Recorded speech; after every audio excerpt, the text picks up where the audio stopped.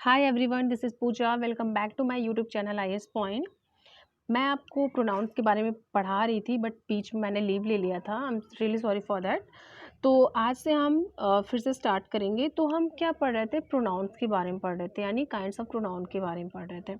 तो हमने personal pronoun, possessive pronoun, reflexive, एम्फैटिक, demonstrative, indefinite, distributive and reciprocal pronoun के बारे में पढ़ चुके हैं।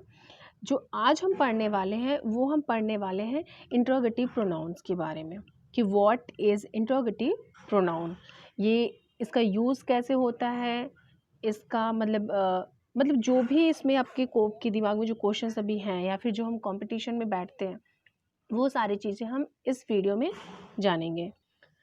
सबसे पहले हम तो ये जानेंगे कि जैसे मैंने इसको प्रोनाउंस किया इंट्रोगेटिव प्रोनाउन, तो कुछ लोग बोलेंगे कि आप इनको इंट्रोगेटिव प्रोनाउन बोल रही हैं, बट मैंने या फिर हमने अपने स्कूल्स में या फिर आप किसी अदर वीडियोस में आप इसको जाने हैं कि हम इसको इंटेरोगेटिव बोलते हैं।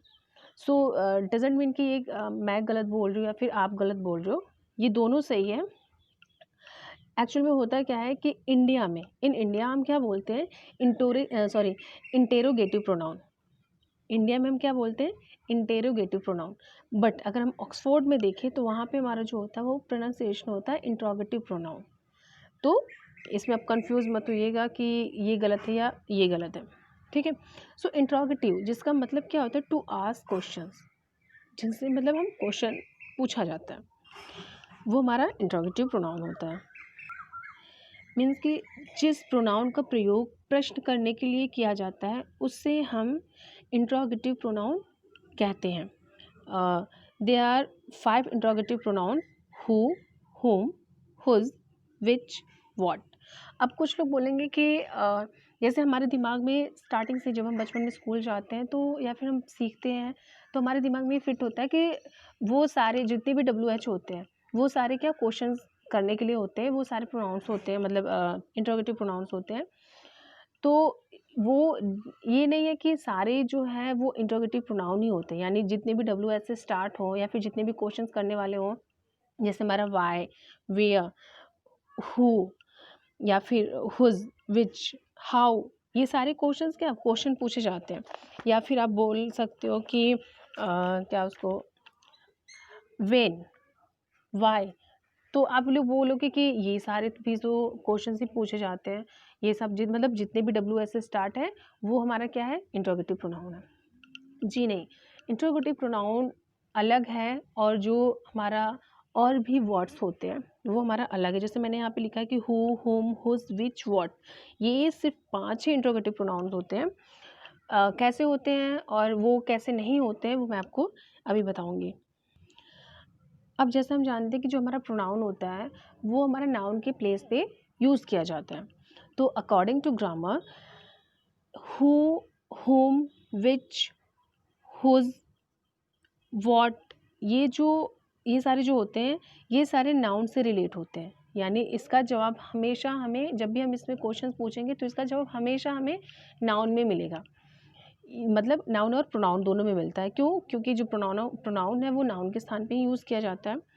और जैसे हमारा व्हेन, वेयर, व्हाई, हाउ, ये सारे जो क्वेश्चंस होते हैं ये जब भी आप मतलब ये सारे वर्ड्स आप देखोगे तो इसका जवाब कभी भी हमें नाउन या प्रोनाउन के तौर पे नहीं मिलता, कभी भी।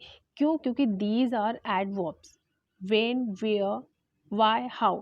तो अगर आप किसी कंपटीशन में बैठे हो, अगर वहाँ पे ऐसा आए तो आप ये कभी भी कंफ्यूज मत होइएगा कि ये तो WH टाइप का है तो इसका मतलब ये है कि ये हमारा प्रोनाउन भी हो सकता है, मतलब कि ये हमारा इंट्रोगेटिव प्रोनाउन है। नो।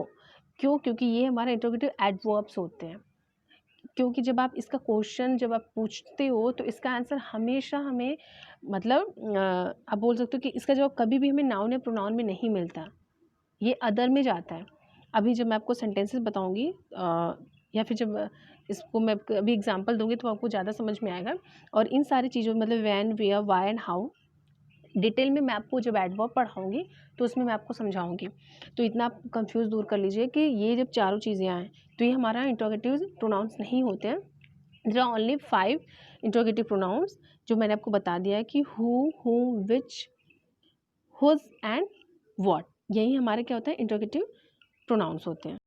अब जैसे हु, अब हु हमारा इंट्रोगेटिव प्रोनाउन है, तो मैंने जब हु का अगर किसी से क्वेश्चन पूछोगे हु आर यू या फिर हु इज़ दैट, तो आप हमेशा इसको फाइंड कर पाओगे कि हमेशा ये जान पाओगे कि इसका जवाब हमेशा नाउन में होगा। जैसे मैंने पूछा हु आर यू, तो ऑब्वियस सी बात है कि हु आर यू, यू मतलब मैं किसी पर्सन ही के बारे में ही मैं पूछ रही हूँ कि आप कौन हैं, तो वो सामने वाला हमारा क्या होगा, जाहिर सी बात वो हमारा नाउन होगा। तो ये हमारा क्या हो जाएगा, इंट्रोगेटिव प्रोनाउन है। या फिर आप जैसे मैं बोल रही हूँ हुम, अब यहाँ पे मैं हुम बोल रही हूँ, तो हुम जैसे ये हमारा ऑब्जेक्टिव केस होता है। हु का हमारा, जैसे हु हमारा सब्जेक्ट होता है, तो हुम हमारा क्या होता है, ऑब्जेक्ट होता है। तो जैसे मैंने यहाँ पे बोला to whom were you speaking, या तो हम ये बोल सकते हैं, या फिर जैसे मैंने ब्रैकेट में लिखा है who were you speaking to, ये दोनों ही सेंटेंस सही है, कोई गलत सेंटेंस नहीं है। बट मैं आपको एक बात बता दूं कि मॉडर्न इंग्लिश में हुम के जगह हु लिखा जाता है।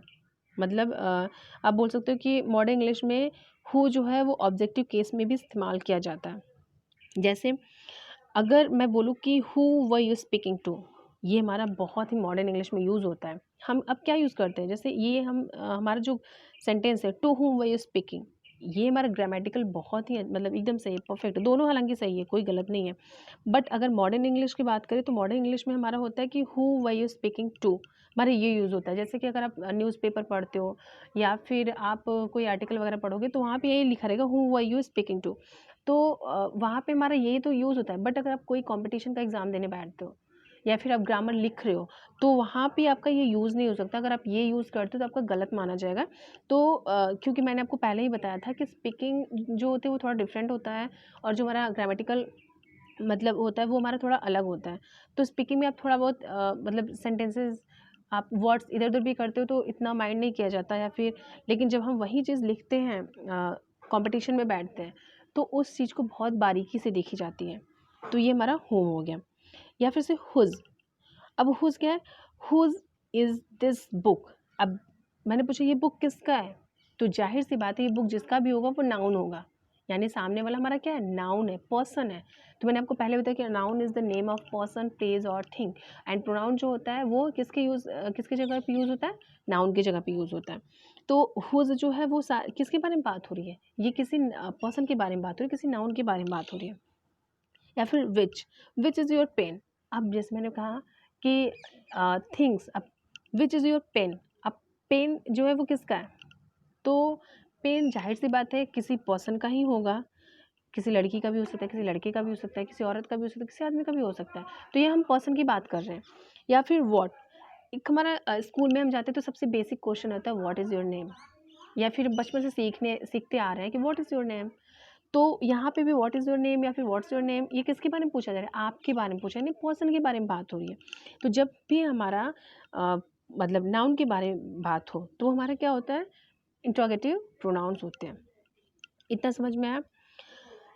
एंड एक बार मैं फिर से आपको बता दूँ, हु, अब हु आर यू, यहाँ पे हु का जवाब हमेशा किसके, नाउन के कैटेगरी में आता है, यानी सामने वाला क्या होगा, पर्सन होगा।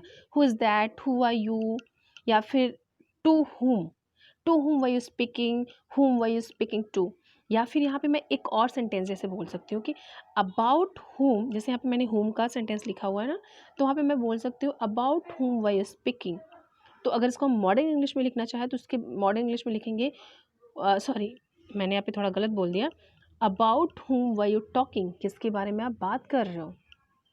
तो अगर यहाँ पे आप मॉडर्न इंग्लिश में लिखोगे तो आप लिखोगे who were you talking about, यानी किसके बारे में आप बात कर रही हो। दोनों सेंटेंसेस सही है यहाँ पे, बट लिखने का थोड़ा सा तरीका अलग हो गया। ये हमारा मॉडर्न इंग्लिश में हो गया, वो हमारा क्या हो गया, ग्रामर हो गया।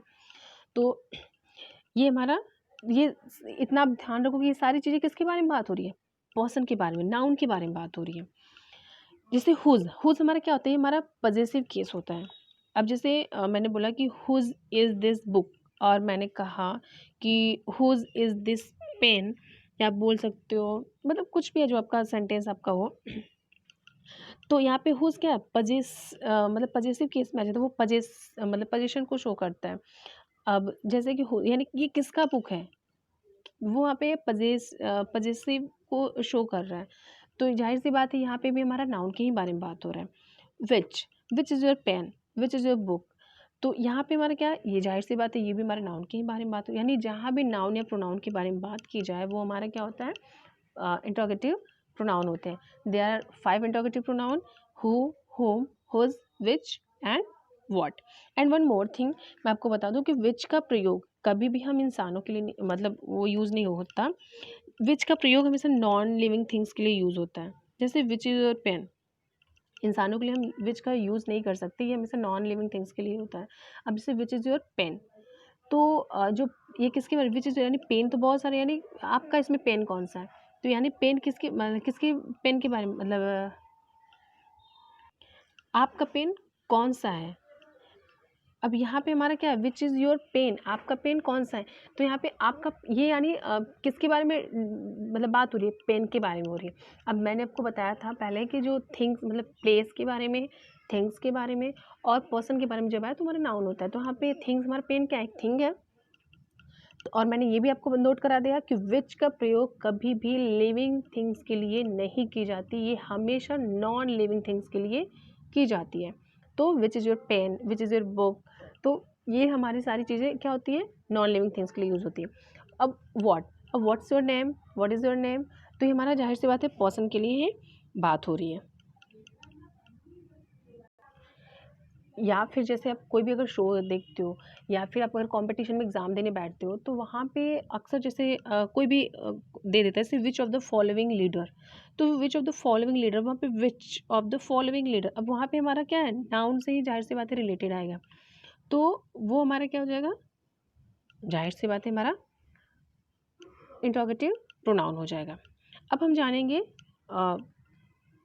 इंट्रोगेटिव एडवर्ब के बारे में। हालांकि मैं यहाँ पे डिफाइन नहीं कर रही हूँ, जब मैं आपको एडवर्ब बताऊंगी तब मैं वहाँ पे आपको अच्छे से एक्सप्लेन करूँगी, लेकिन यहाँ पे मैं थोड़ा सा आपको सिर्फ कन्फ्यूज़न दूर करने के लिए आपको यहाँ पे बता दे रही हूँ। क्यों, क्योंकि अक्सर हम यही सोचते आते हैं कि जो हमारा मतलब WH जितने भी होते हैं वो हमारे क्या क्वेश्चन पूछने के लिए किए जाते हैं, वो हमारा इंट्रोगेटिव प्रोनाउन भी हो जाएगा, बट ऐसा नहीं है। इंट्रोगेटिव प्रोनाउन सिर्फ 5 होते हैं। अब ये हमारे जैसे वाई, वेयर, हाउ, वेन, ये हमारा क्या है, ये हमारा इंट्रोगेटिव एडवर्ब्स है। इसको ये आप मत सोचिएगा कि ये इंट्रोगेटिव प्रोनाउन है। अब जैसे वाई, अब वाई का जवाब कभी भी नाउन या प्रोनाउन में नहीं आता। जैसे मैंने पूछ लिया कि why did you do this, आपने ऐसा क्यों किया, तो इसका क्या जवाब मुझे नाउन या प्रोनाउन में मिलेगा कि तुमने ऐसा क्यों किया। सामने वाला पर्सन तो नहीं हो सकता, प्लेस नहीं हो सकता, कोई थिंग नहीं हो सकता। वो किसके बारे में बताए, इसके बारे में थोड़ी बताएगा कि नहीं वो प्लेस है, पर्सन है, ऐसे थिंग। तो वो हमारे साथ क्या, ये हमारा इसलिए हमारे एडवर्ब में चला जाएगा, यानी ये सारी चीज़ें हमारा टाइम, मैनर, ये सब के बारे में दिखाता है, जो कि मैं आपको एडवर्ब जब पढ़ाऊँगी तो उसमें मैं एक्सप्लेन करूँगी। जैसे मैंने सेकंड लिखा हुआ है, अभी मैं वेयर को छोड़ के थोड़ा नीचे आ जा रही हूँ, उसके बाद मैं वेयर के बारे में बात कर रही हूँ।